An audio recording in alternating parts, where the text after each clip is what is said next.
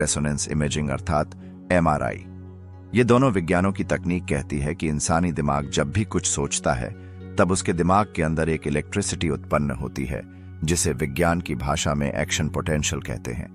हमारे दिमाग में करोड़ों न्यूरॉन्स के सेल होते हैं जो एक दूसरे के साथ इलेक्ट्रिक करंट के द्वारा कनेक्ट होते हैं। अब समझते हैं इलेक्ट्रिक करंट के परमाणु को। हम महत्तम प्रयास करेंगे इसे सरल भाषा में समझाने का। आपने सुना होगा कि परमाणु के अंदर इलेक्ट्रॉन, न्यूट्रॉन और प्रोटॉन होते हैं और इन तीनों के अंदर एक विद्युत ऊर्जा होती है।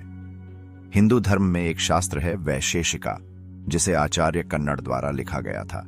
इस शास्त्र में परमाणु के अंदर के 3 अणु और उस अणु के स्वभाव के बारे में भी अध्ययन किया गया है, और इसे आधुनिक विज्ञान नहीं समझ पाएगा, क्योंकि विज्ञान तर्क बुद्धि से काम करता है, इसलिए वो स्वभाव नहीं समझ पाएगा। इस शास्त्र में बताया गया है कि इन तीनों अणु के स्वभाव होते हैं। इनमें से 2 अणु बीच में एक वर्तुल आकार धारण करके परिक्रमा करते हैं, और तीसरा अणु जो बाहरी वर्तुलाकार धरी पर घूमता है वह नकारात्मक स्वभाव रखता है। अंदर के 2 अणु हैं, उनके भी स्वभाव अलग होते हैं, जैसे कि एक अणु शांत होता है और दूसरा सकारात्मक होता है, बच्चे की तरह, जिसे जहां कुछ अच्छा दिखे वह वहां चला जाता है। और ये तीनों अणु का एक शरीर होता है जिसे बाहरी आवरण बोलते हैं। ध्यान दीजिए, अब इस तीनों के स्वभाव के अनुसार जो बाहरी अणु है, नकारात्मक, जिसे आधुनिक विज्ञान में इलेक्ट्रॉन बोलते हैं, वह आंतरिक धरी के अंदर वो दोनों अणु के पास आने का प्रयास करेगा। अब हम इन्हें नाम देते हैं थोड़ा सरल तरीके से समझाने के लिए। समझे कि बाहर का जो अणु है उसका नाम विष्णु है और वह नकारात्मक ऊर्जा धारिता है। अंदर के ब्रह्म और शिव अणु को मिलना चाहता है, क्योंकि वह शिव अणु की सकारात्मक ऊर्जा से प्रभावित होता है। अब आगे विष्णु अणु और शिव अणु से मिलने की चेष्टा करेगा। अब विज्ञान यह पूछेगा कि क्यों करेगा। जवाब है उनका स्वभाव। जब विष्णु अणु शिव अणु से आकर्षित होकर उनके पास जाएगा, तब ब्रह्मा अणु एक तरंग उत्पन्न करेगा और विष्णु अणु को आवरण से बाहर फेंक देगा। जैसे ही विष्णु अणु बाहर निकलेगा, तुरंत शिव अणु विष्णु अणु के पास जाएगा और उनके साथ प्रतिक्रिया करके और एक आवरण बनाएगा। प्रतिक्रिया करने से एक नए ब्रह्मा अणु का जन्म होगा और शिव अणु फिर से ब्रह्मा अणु के पास वर्तुल धरी पर घूमने के लिए आ जाएगा, और आगे फिर से वही घटना होगी। विष्णु अणु शिव अणु के पास आएगा और आवरण से बाहर निकल जाएगा। समझ रहे हो बात को? ध्यान दीजिए, जब आवरण से शिव और विष्णु अणु बाहर निकल जाएंगे तब ब्रह्मा अणु अकेला रह जाएगा और वो कंपन उत्पन्न करेगा और कंपन करके अपने आप को मिटा देगा और अंदर की ऊर्जा बाहर छोड़ देगा, जिस ऊर्जा को प्रकाश बोलते हैं। और ये सब खेल निरंतर चलता रहता है ब्रह्मांड में। अगर शॉर्ट में समझें तो माया के विचार द्वारा एक विद्युत की चिंगारी का जन्म होता है। जैसे हमारे दिमाग में न्यूरॉन्स काम करते हैं सोचते समय, फिर उस चिंगारी में 3 अणु होते हैं, ब्रह्मा, विष्णु और महेश। ये तीनों के बीच में प्रतिक्रिया होती है और ब्रह्मा अणु प्रकाश देकर चला जाता है और विष्णु और महेश अणु एक नया अणु निरंतर बनाते रहते हैं। शायद हमारे धर्म ने इसे क्षणभंगुर कहा है, जो निरंतर चलता ही रहता है। अगर सांसारिक आदमी इसे सीधी भाषा में समझना चाहे तो वो समझे कि स्त्री नकारात्मक स्वभाव वाली एक तत्व है और पुरुष सकारात्मक स्वभाव वाला एक इंसान है। दोनों के बीच में हुई संभोग के कारण एक बालक का जन्म होता है जो स्वभाव रूप से शांत और स्थिर होता है। अब देखिए, इस प्रतिक्रिया से 5 चीजें बाहर निकलती हैं: तरंग, वाइब्रेशन, प्रकाश, ऊर्जा और ब्रह्मांड, यानी कि वो जगह जहां पर प्रतिक्रिया होती है। तो हमने धर्म के अनुसार बिग बैंग थ्योरी के पहले क्या हुआ था उसे जाना। अब ये प्रतिक्रिया को आधुनिक विज्ञानन की नजर से समझते हैं। एक एटम के अंदर एक न्यूक्लियस होता है जिसके अंदर न्यूट्रॉन और प्रोटॉन होते हैं। स्टेबल सिचुएशन में अब बाहरी ऑन ऑर्बिट में इलेक्ट्रॉन घूमता है। इन दोनों के ग्रेविटी फाइनर्स की वजह से जब इलेक्ट्रॉन प्रोटॉन से अट्रैक्ट होकर न्यूक्लियस में आने का प्रयास करता है, तब प्रोटॉन उसे बाहर फेंककर ऑन ऑर्बिट से निकाल देता है और तभी एक गामा रेडिएशन का जन्म होता है। और जब प्रोटॉन इलेक्ट्रॉन के पास जाता है तब फोटोन का जन्म होता है, जिसमें पॉजिटिव प्रोटॉन और नेगेटिव इलेक्ट्रॉन ही होते हैं। इसी कारण फोटोन का मास नहीं होता है। अब ब्लैक होल की थ्योरी को समझें तो एक तारा होता है जो अपने ऑन ऑर्बिट से बाहर निकल गया होता है और कुछ वर्षों में अपना प्रकाश खो देता है और वाइब्रेशन क्रिएट करके एक ब्लैक होल बन जाता है, और ये सब प्रक्रिया स्पेस में ही होती है। दोनों विज्ञानों को समझकर आगे ब्रह्मांड के जन्म के ऊपर बात करेंगे। जो ऑर्बिट है उसे हमारे शास्त्र ने आवरण कहा है, उसके जो चार्ज है नेगेटिव और पॉजिटिव, हमारे शास्त्र ने उसे स्वभाव बोला है। प्रोटॉन को ब्रह्मा, इलेक्ट्रॉन को विष्णु और न्यूट्रॉन को महेश नाम दिए गए हैं। गामा रेडिएशन को तरंग, फोटोन को प्रकाश, ब्लैक होल की वाइब्रेशन को कंपन, और जो प्रकाश बाहर फेंकता है उसे ऊर्जा बोला गया है। और अंत में जो स्पेस की बात करते हैं उसे ब्रह्मांड बोला गया है। हमने जाना कि परमाणु का जन्म कैसे होता है, और अब जानते हैं कि परमाणु से इस ब्रह्मांड की रचना कैसे हुई।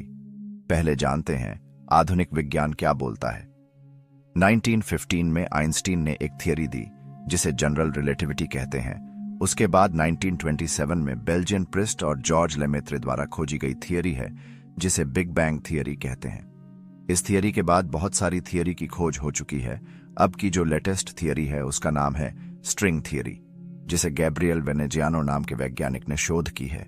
यह थियरी बताती है कि बिग बैंग से पहले क्या हुआ था। तो पहले स्ट्रिंग थियरी जानते हैं और फिर हमारा धर्म क्या कहता है वो जानते हैं। स्ट्रिंग थियरी बताती है कि एक डॉट पार्टिकल है जिसकी साइज और आकार नहीं है। डॉट पार्टिकल निरंतर वाइब्रेशन फैलाता है और इस वाइब्रेशन की वजह से एक वेव्स या एक फ्रीक्वेंसी जनरेट होती है जो ये डॉट पार्टिकल संतुलन बनाए रखता है। कब कितना वाइब्रेशन जनरेट करना है और कब कितनी फ्रीक्वेंसी बनानी है, इन दोनों चीजों को संतुलन करता है।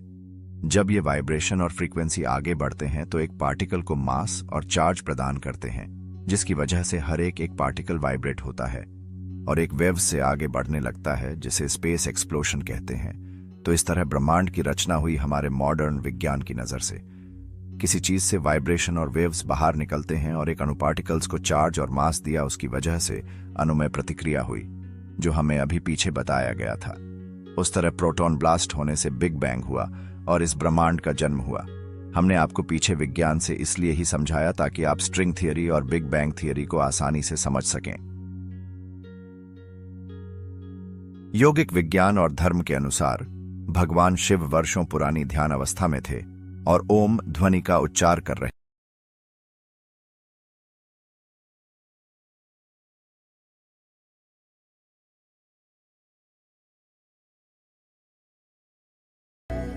उसके बाद ध्यान अवस्था से उठे और उसने आनंदमय अवस्था में आकर नृत्य किया, जिसे शिव तांडव कहते हैं।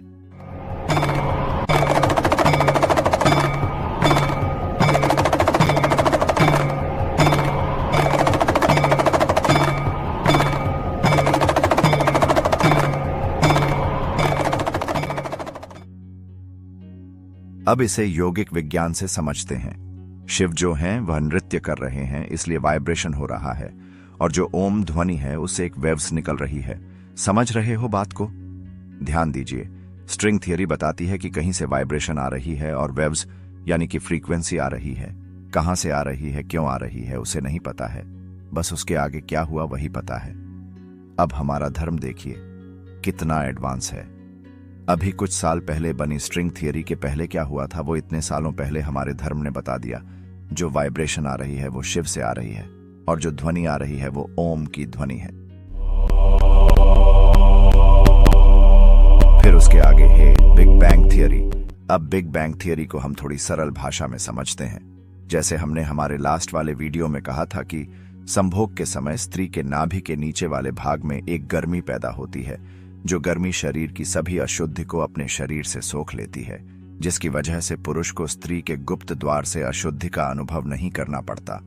और इसी वजह से हर स्त्री को संभोग के बाद नाभि के नीचे दर्द महसूस होता है। अब आगे जब पुरुष अपनी ऊर्जा को स्त्री के अंदर दाखिल करेगा तब वो ऊर्जा और स्त्री की गर्मी का मिलन होगा। उस समय स्त्री को इतना अद्भुत अनुभव हो सकता है कि वो अनुभव शब्दों से बयां नहीं किया जा सकता। अब वो ऊर्जा और गर्मी 9 महीने तक स्त्री के गर्भ में रहेगी और कोई जीव का निर्माण होगा। अब कुछ लोग कहेंगे कि जीव का निर्माण केवल ऊर्जा से ही संभव है, उसे गर्मी की जरूरत नहीं है। तो उन लोगों के लिए एक पक्षी का उदाहरण देना चाहूंगा। एक अंडे के अंदर का जीव ऊर्जा से बना हुआ है। उसे पक्षी बाह्य गर्मी देकर उस जीव का निर्माण करता है। उसके बाद ऊर्जा और गर्मी से एक जीव का निर्माण होता है। अब हम समझते हैं बिग बैंग थियरी को आधुनिक विज्ञान की मदद से।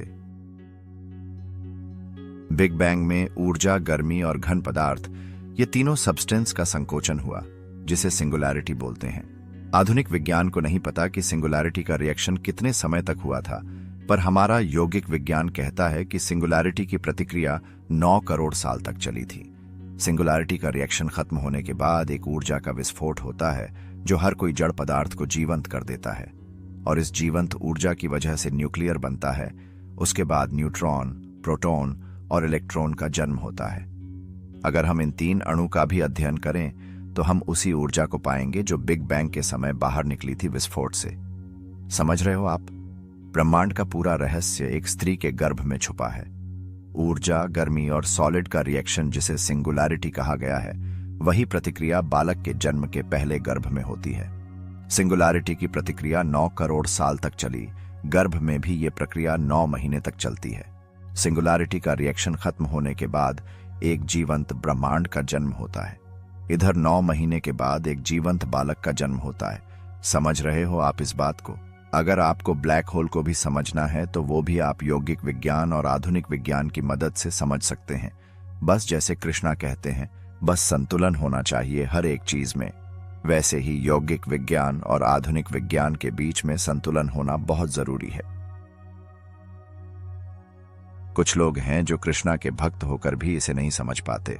ऐसे लोग कहते हैं कि बिग बैंग ब्लास्ट से एक ब्रह्मांड बन नहीं सकता और विस्फोट से हमेशा डिस्ट्रक्शन ही हो सकता है, कंस्ट्रक्शन नहीं हो सकता। तो फिर ये बात गलत है, क्योंकि आप जो विस्फोट देख रहे हो वो विस्फोट में जीवंत ऊर्जा के बदले में TNT या फिर RDX जैसे एक्सप्लोसिव घटक का उपयोग किया जाता है, जो हीट के संपर्क में आकर ब्लास्ट होते हैं। शायद हो सकता है कि आप दिवाली में जो फटाके फूटते हैं उससे बिग बैंग की तुलना करते हो। ऊर्जा के बहुत सारे प्रकार होते हैं। कोई ऊर्जा जीव का निर्माण कर सकती है या फिर कोई ऊर्जा जीव को मिटा भी सकती है। बिग बैंग में जो गर्मी और जो ऊर्जा थी, वो ऊर्जा जीव का निर्माण करने वाली ऊर्जा थी, ना कि जीव का नाश करने वाली। इसीलिए ही मैं हमेशा कहता हूं कि आपको किसी का भक्त बनना है तो बनिए, पर कभी किसी का अंधभक्त ना बने। आपके धर्म गुरु के सामने यौगिक विज्ञान और आधुनिक विज्ञान की दृष्टि से प्रश्न पूछे, और जब तक आपको लॉजिकल जवाब ना मिले तब तक उसकी बात मत मानिए। देखिए, मैं ये कभी नहीं कह रहा